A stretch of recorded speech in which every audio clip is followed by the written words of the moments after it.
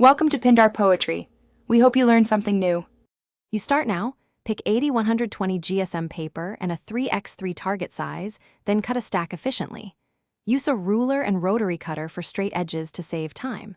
Once done, separate a small pilot stack of 5-10 sheets and line them up precisely. This is your trial batch. Make sure to keep edges flush, because accurate alignment matters for adhesive placement and final popping action.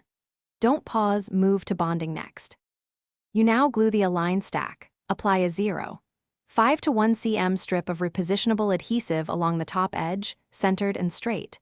Press each strip firmly, then clamp under a heavy book for 15-30 minutes to bond evenly. This prevents curling.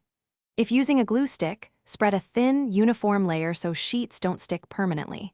Once bonded, flex the top sheet to test tackiness, then adjust adhesive thickness. If pages peel off too easily, or you finish by trimming any uneven edges for a professional look, a guillotine trimmer works best. Once trimmed, test the pad by peeling one sheet. If it lifts cleanly, you're done.